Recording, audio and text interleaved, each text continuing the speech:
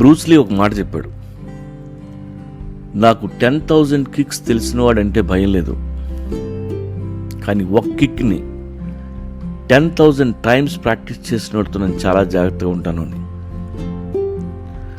ఎందుకంటే ఆ కిక్లో వాడు మాస్టర్ అయి ఉంటాడు.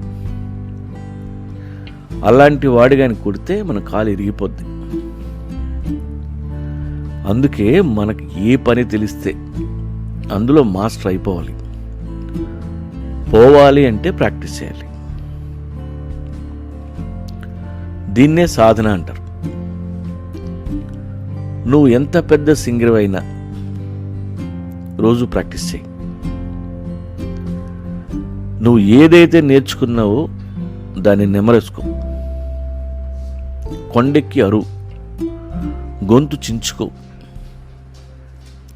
నువ్వు బాక్సర్ అయితే రోజు కిక్ బ్యాగ్ని కొట్టు.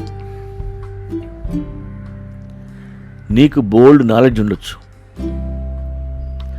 But knowledge has no value unless you put in to practice. ఒక ఆర్ట్ నీకు పూర్తిగా తెలిసి ఉండొచ్చు, శాస్త్రం మొత్తం నువ్వు చదివేసి ఉండొచ్చు. నాకు అన్నీ తెలుసులేని కూర్చుంటే చెంప పగులుద్ది. కుంగ్ఫూ టెక్నిక్స్ ఎన్ని తెలిసినా ప్రాక్టీస్ లేకపోతే కుమ్మేస్తారు. అమితాబ్ బచ్చన్ గారితో నేను పనిచేశాను. గ్రేట్ యాక్టర్ అయినా సరే ఆయన రోజు షూటింగ్ అయిపోగానే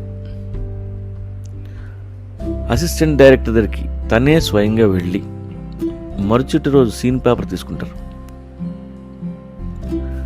ఉదయం లేవగానే ఆయన అద్దం ముందు నించొని డైలాగ్ ప్రాక్టీస్ చేస్తారు. మళ్ళీ షూటింగ్లో డైరెక్టర్ దగ్గరికి వెళ్ళి అదే సీన్ పేపర్ని డైరెక్టర్కి ఇచ్చి చదవమని అడుగుతారు. ఎందుకంటే అతనేమనుకుంటున్నాడో, నేనేమైనా నాకు తెలిసిన ఎక్స్ప్రెషన్స్ ఫిక్స్ అవుతున్నానా అని చెక్ చేసుకుంటారు. అంతేకాదు ఆ సీన్లో అతనితో పాటు ఎవరెవరు యాక్ట్ చేస్తున్నారో తెలుసుకొని అవతల వాడు చిన్న యాక్టర్ అయినా సరే వాళ్ళ దగ్గరికి తనే స్వయంగా వెళ్ళి సీన్ ప్రాక్టీస్ చేద్దామా అని అడిగి వాళ్ళతో కలిసి డైలాగ్ మరొకసారి ప్రాక్టీస్ చేస్తారు. ఏ ఆప్కా డైలాగ్ ఆ బులియే అంటారు. అవతలాడు డైలాగ్ ఎలా చెప్తున్నాడో చూస్తారు. వాడు అలా చెప్తే మనం ఎలాంటి రియాక్షన్ ఇవ్వాలో ఫిక్స్ అవుతారు. ఆయన మామూలుగా ఏ యాక్టర్ అయినా వాళ్ళ డైలాగ్ వాళ్ళు చదువుకొని క్యారవాన్లో వెయిట్ చేస్తుంటారు షాట్ కోసం. కానీ అమితాబ్ బచ్చన్ గారు అలా కాదు. అందుకే ఆయన అమితాబ్ బచ్చన్ అయ్యాడు. ఆయనతో పోలిస్తే మనం ఎంత. అందుకే ప్రాక్టీస్ చేయండి. పనిలో ఉన్నా, పని లేకుండా ఖాళీగా ఉన్నా, మీకు ఏది తెలిస్తే దాన్ని సాధన చేయండి.